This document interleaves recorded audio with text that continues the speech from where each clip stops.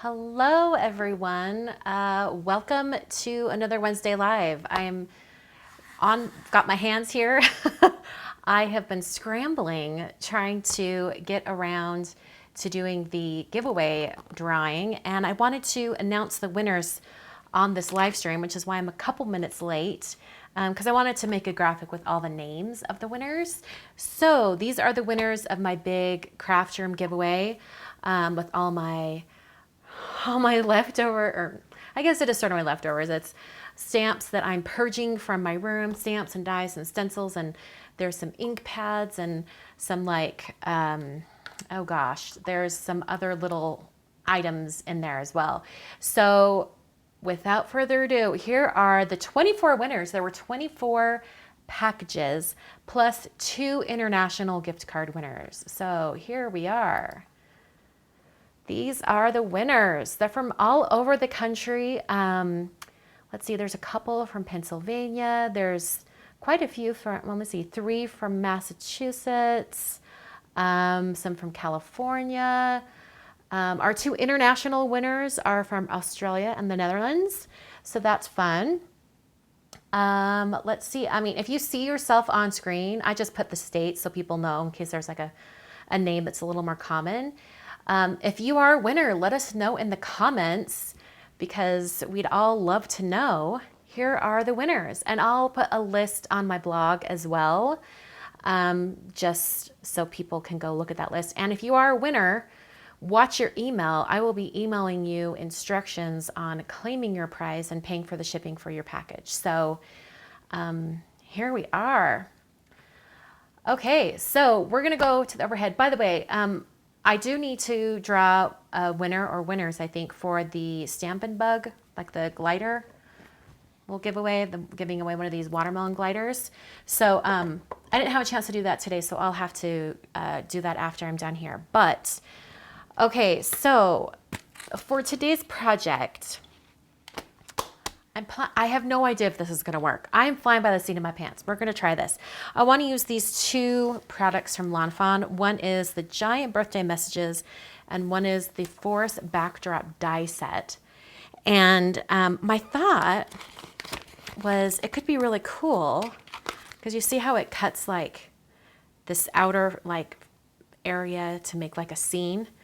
I thought like this happy birthday to you would fit really well, like right there in the center. I have no idea if people have done this before, but I'm gonna try it. I thought it would be kind of fun.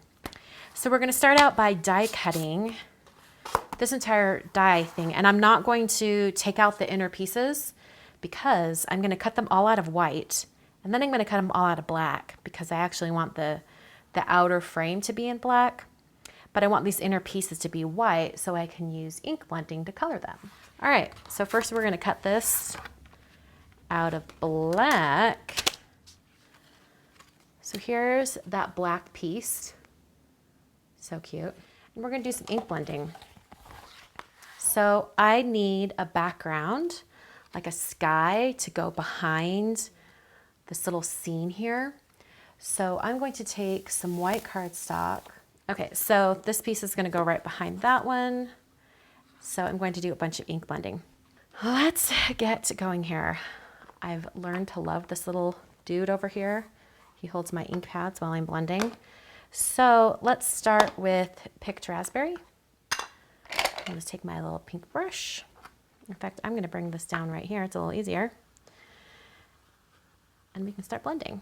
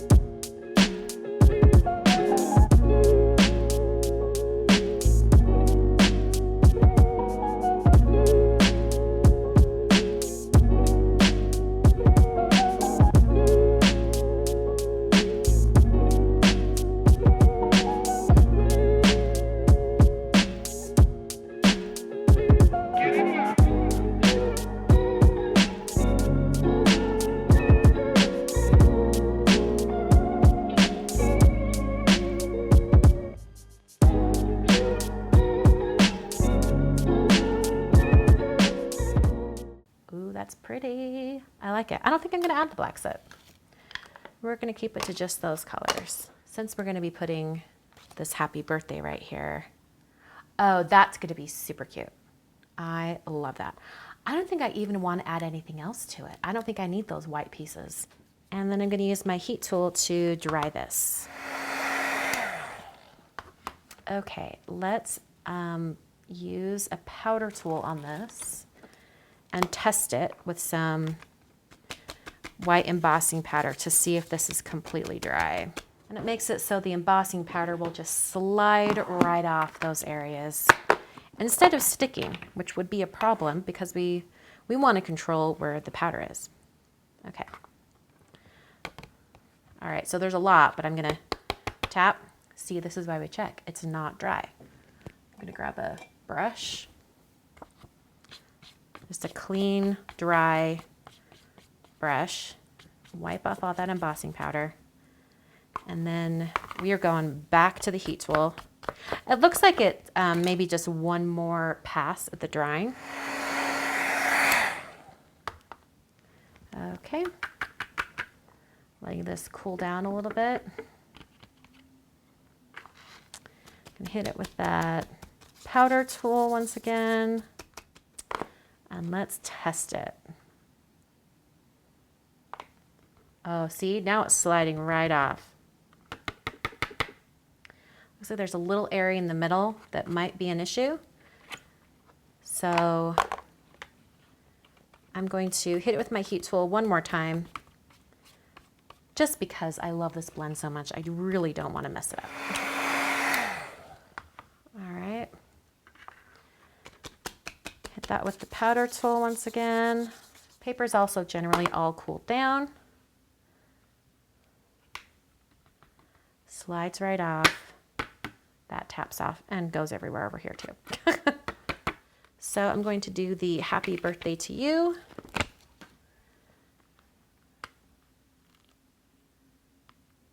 Get that placed right where I want it.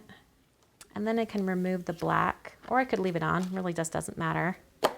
But I am going to use my powder tool once again, just in case where that stamp touched the paper when I was positioning it, just in case it leaves a little bit of sticky residue. Since these stamps are photopolymer, they have a little bit of stick to them.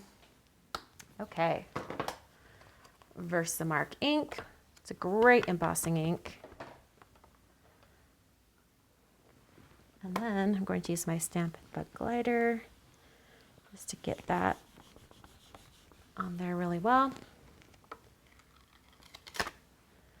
Okay, you can already see it's a really good stamped image. This is some white embossing powder from Burgess Monroe.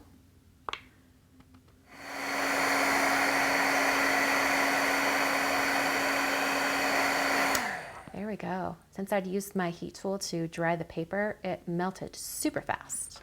So we have our die cut that's going to go on the top, right? Let's put some foam adhesive on the back so that it's popped up from that surface. In fact, I'm considering making this into a shaker card. How fun would that be as a shaker card? I think that'd be adorable as a shaker card. All right, I will bow to the audience and we will make this a shaker, which means I've got to track down my acetate. I think I know where it's at. Well, I ordered some of the Simon clear acetate sheets, so we're going to open that up and use that. They've been in the store for a while. So I'm going to put the liquid glue right on like the rim of the window. I'll do a little up in here too. And then we take our acetates and we put that right on top. Smush that down. And then we get to worry about all the foam adhesive that goes inside our shaker. So like I've done in the past, I'm going to peel off quite a bit of my foam, tear it off, and then you come back and fold it over on itself. And that makes it the perfect depth for a shaker. So I'm going to try to get these lined up perfectly. There we go. And then you use your scissors and you can cut it into thin strips that you can use for your shaker. The advantage of doing it this way is your two pieces of foam are already together, so you don't have to worry about putting the second layer on top and getting it lined up just right. And also this way you can, well, I guess any other way you could too, but remove the release paper on both sides and it leaves your foam strip flexible. So this curve right here, I can just manipulate the foam right around that curve. Okay. So start in that corner.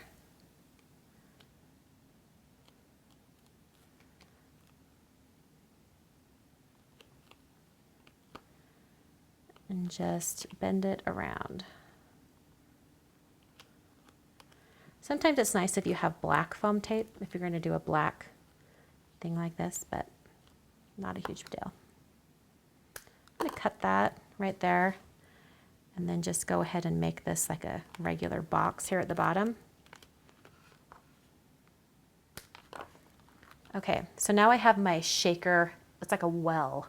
You've got the walls kind of that are going to encase all of the shaker. I don't even know if Lucy still sells these, but yeah. The hard part about doing a shaker card like this is it might be hard to get this background lined up just right, but I might have a solution for that, so we'll see. Finish this bag off, right?